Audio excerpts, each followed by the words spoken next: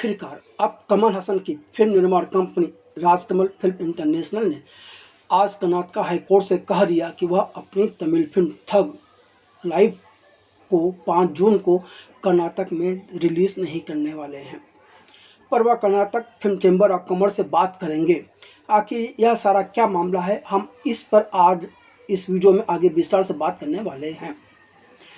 सबसे बड़ा सच यही है कि फिल्म थग लाइफ के कर्नाटक में रिलीज न होने से नुकसान कमल हसन को ही होना है, क्योंकि वह फिल्म का निर्माण उन्हीं की फिल्म निर्माण कंपनी राजकमल फिल्म इंटरनेशनल ने किया है। इस हालात के लिए भी कमल हसन को ही दोषी माना जा रहा है। लोग मानते हैं कि कमल हसन पहले फिल्म अभिनेता, निर्माता व लेखक हैं। तमिलनाडु की राजनीतिक पार्टी मक्कल निधि मय्यम के अध्यक्ष व राज्यसभा सांसद वह बाद में हैं। कमल हसन बेहतरीन अभिनेता हैं, इसमें कोई दो राय नहीं है।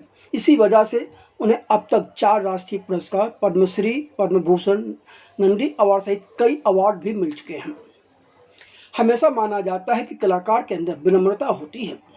जब कलाकार के अंदर विनम्रता का स्थान अहंकार ले लेता है तो वह खुद अपने विनाश की रेखा खींचना शुरू कर देता है।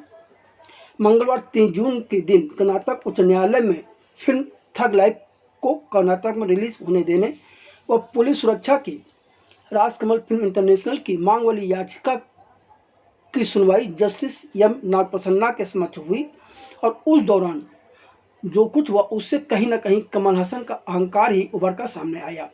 यह एक अलग बात है, कमल हसन के वकील ने जस्टिस एम नागप्रसन्ना से साफ साफ कहा कि यह कमल हसन का अहंकार नहीं है। क्या है यह मामला? 28 मई को चेन्नई में फिल्म थग लाइफ के एक प्रमोशनल कार्यक्रम दौरान कमल हसन ने कहा था कि कन्नड़ भाषा का जन्म तमिल भाषा से हुआ है। उन्होंने यह बात भावनात्मक रूप से कही और भाषण की शुरुआत तमिल भाषा में करते हुए उइरे उरावे तमिजे, मेरा जीवन और परिवार तमिल है, कहा। फिर कमल हसन ने कन्नड़ एक्टर शिवराज कुमार का नाम लेते हुए, जो कि वो वहाँ मौजूद थे, कहा कि उनका परिवार भी यहाँ वहाँ है, इसलिए वह यहाँ चेन्नई में मौजूद हैं। उन्होंने यह भी जोड़ा कि तमिल और कन्नड़ एक दूसरे से जुड़े हुए हैं, इसलिए सभी लोग उनके परिवार का हिस्सा हैं। कमल हसन के इस बयान का कन्नड़ भाषा के लोगों ने विरोध किया और उनसे माफ़ी मांगने ने कहा। कन्नड़ भाषी यह मानने को तैयार नहीं है कि तमिल से ही कन्नड़ भाषा निकली है। कमल हसन ने माफ़ी नहीं मांगी, पर उन्होंने यह जरूर कहा कि उन्होंने जो कुछ कहा वह महज प्यार से कहा था और प्यार के वशीभूत होकर कहा था। किसी दुर्भावना से यह बात नहीं कही, पर बात बनी नहीं। तथा कन्नड़ समर्थक संगठनों और Karnataka film chamber of commerce KFCCC ने थग लाइफ को कर्नाटक में बैन करने का ऐलान कर दिया। मतलब अब 5 जून को यह फिल्म कर्नाटक में रिलीज नहीं हो सकती। KFCCC ने अभिनेता कमल हसन से उनके विवादास्पद बयान के साथ कर्नाटक के लोगों की भावनाओं को कमजोर करने के लिए माफ़ी की मांग की थी, पर कमल हसन माफ़ी नहीं मांगने की अपनी जिद पर अड़े हुए हैं। इसी के साथ वह अपनी फिल्म थग लाइफ को कन्नड़ भाषा में कर्नाटक में रिलीज करने के लिए अडिग थे, जिसकी वजह से उनकी फिल्म निर्माण कंपनी राजकमल फिल्म इंटरनेशनल ने कर्नाटक हाईकोर्ट का दरवाजा खटखटाते हुए फिल्म के रिलीज के दौरान पुलिस सुरक्षा मुहैया करवाने की मांग करते हुए एक याचिका दायर की थी।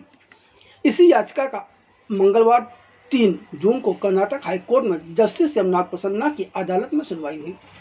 जस्टिस एम नागप्रसन्ना ने अपनी तरफ से पूरा प्रयास किया कि मामला सुलझ जाए। इसके लिए उन्होंने कुछ तीखे सवाल पूछने के साथ ही मौखिक रूप से कमल हसन को माफ़ी मांग कर कन्नड़ भाषा का सम्मान करने के लिए भी सलाह दी, पर कमल हसन ने माफ़ी मांगने से साफ साफ इनकार कर दिया। चलिए अब हम आपको बताते हैं कि दिन भर अदालत में क्या क्या हुआ। सुबह के सत्र में अदालत में जब कार्रवाई शुरू हुई तो अदालत ने पूछा कि अभिनेता अपनी टिप्पणी के लिए माफ़ी मांग कर विवाद को क्यों नहीं खत्म कर सकते, जबकि भारत के तत्कालीन गवर्नर जनरल चक्रवर्ती राजगोपालाचारी ने 1950 के दशक में इसी तरह का एक बयान देने के लिए अपनी माफ़ी मांग ली थी। जी हाँ, राजकमल फिल्म इंटरनेशनल का प्रतिनिधित्व करने वाले वकील से अदालत ने यह बात पूछी थी तब कि जब राजगोपालाचारी जैसे लोग माफ़ी मांग सकते हैं तो कमल हसन क्यों नहीं मांग सकते। जस्टिस एम नागप्रसन्ना ने मौखिक रूप से यह भी कहा कि आप कमल हसन हो सकते हैं, लेकिन किसी भी नागरिक को जनता की भावनाओं को ठेस पहुंचाने का कोई अधिकार नहीं है। 3 चीज़ें हैं जिनके प्रति लोग बहुत भावुक होते हैं, वह है नेला, जल और भाषा, यानी कि भूमि, जल और भाषा। यह तीनों चीज़ें किसी भी नागरिक के लिए बहुत महत्वपूर्ण होती हैं। आप जानते हैं कि राज्यों का गठन भाषाई आधार पर ही हुआ था, इसलिए उन्होंने मतलब जज साहब ने कमल हसन के वकील से कहा कि आप श्री कमल हसन से भी बात कीजिए और आप भी, और कमल हसन भी भाषा के महत्व को तो जानते ही हैं। अदालत ने मौखिक रूप से टिप्पणी की थी कि श्री कमल हसन जैसे सार्वजनिक व्यक्ति को सार्वजनिक मंच पर यह बयान देते हैं कि एक भाषा दूसरी भाषा से पैदा होती है, जबकि किसी दूसरी भाषा से कोई भाषा पैदा नहीं हो सकती। इसे समर्थन देने के लिए सामग्री कहाँ है? और उस बयान की वजह से जो कुछ हुआ है वह अशांति वैमनस्य है। कर्नाटक के लोगों ने क्या मांगा? एक माफ़ी। अब आप अपने द्वारा बनाए गए हालात के लिए पुलिस सुरक्षा मांगने के लिए अदालत के सामने आए हैं। आप कर्नाटक के लोगों ने यह हालात नहीं बनाए हैं। क्या सवाल जज साहब ने यह भी पूछा कि क्या कर्नाटक के लोगों ने यह हालात बनाए हैं? जी नहीं। जब न्यायालय ने अधिवक्ता से पूछा कि क्या कमल हसन इतिहासकार हैं या भाषाविद हैं, तो अधिवक्ता ने स्पष्ट किया कि अभिनेता ने पहले ही स्पष्ट कर दिया कि वह सिर्फ अभिनेता हैं, भाषाविद या इतिहासकार नहीं है। इस पर न्यायालय ने पूछा कि किस आधार पर कमल हसन ने यह दावा किया कि तमिल कन्नड़ की जननी है। न्यायमूर्ति नागप्रसन्ना ने कमल हसन के अधिवक्ता को बताया कि श्री राजगोपालाचारी ने कन्नड़ लेखकों द्वारा लिखे गए पत्र के जवाब में यह बयान देने के लिए लिखित रूप से माफ़ी मांगी थी कि कन्नड़ तमिल से विकसित हुई है। न्यायालय ने कहा कि कमल हसन द्वारा एक माफ़ी मांगने से सब कुछ हल हो जाता। साथ ही उन्होंने कहा कि कमल हसन अपने व्यावसायिक हितों की रक्षा के लिए इस न्यायालय में आए हुए हैं, यह ध्यान रखना चाहिए। अपने खुद की बनाई हुई समस्या के लिए आप चाहते हैं कि राज्य पुलिस मंत्री आपका समर्थन करें। हम इस समूह या उस समूह से नहीं हैं। भाषा किसी खास व्यक्ति की भूमि से जुड़ी भावना है। आपने कुछ ऐसा कहा जो कमजोर करेगा, न्यायालय ने टिप्पणी की थी। तब श्री कमल हसन के वकील ने पूछा कि आपकी क्या अभिनेता का बयान कन्नड़ भाषा को कमजोर करता है? तो अदालत ने कहा हाँ, ऐसा हो भी सकता है। आप यह नहीं कह सकते कि कन्नड़ भाषा इतनी मजबूत है कि ऐसी बातों से वह खत्म नहीं हो जाएगी। आप कोई साधारण व्यक्ति नहीं हैं, आप एक सार्वजनिक काम करने वाले व्यक्ति हैं, सार्वजनिक जीवन जीने वाले व्यक्ति हैं। आप लोग आज जब आम लोगों का ट्वीट करना या इस सोशल मीडिया पर कुछ भी लिखना गलती माना जाता है और उनके खिलाफ अपराध दर्ज किए जाते हैं, तो आप एक सार्वजनिक मंच पर और एक सार्वजनिक हस्ती इस तरह बोल रही है, यह सही है क्या? आप खुद सोच लीजिए। अभिव्यक्ति की स्वतंत्रता का इस्तेमाल किसी की भावनाओं को ठेस पहुंचाने के लिए नहीं किया जा सकता, खास तौर पर एक खास आदमी की तरह। इधर कर्नाटक हाईकोर्ट में सुनवाई चली थी, उधर चेन्नई में कमल हसन की राजनीतिक पार्टी एमएनएम की तरफ से दीवारों पर पोस्टर चिपकाए जा रहे थे। इन पोस्टरों में तमिल में लिखा था, कमल हसन ने जो कुछ कहा है उसे पूरा विश्व जानता है। उन्होंने दो भाषाओं के बीच संबंधों की बात की। प्यार कभी माफ़ी नहीं मांगता, जब कभी सच कभी अपना सिर नहीं झुकाता। शायद इस वजह से भी कमल हसन माफ़ी न मांगने के अपने इरादे पर चल रहे हैं या डटे हुए हैं। सुबह अदालत ने जो सुझाव दिया था उस पर दोपहर के बाद के सत्र में कमल हसन के अधिवक्ता ने प्रतिक्रिया देते हुए कहा कि उन्होंने कमल हसन से बात की है और अभिनेता ने स्पष्ट किया कि उन्होंने पहले ही KFCC को भी बता दिया था कि उनका इरादा किसी भी तरह से कन्नड़ को कमतर आंकने का नहीं है।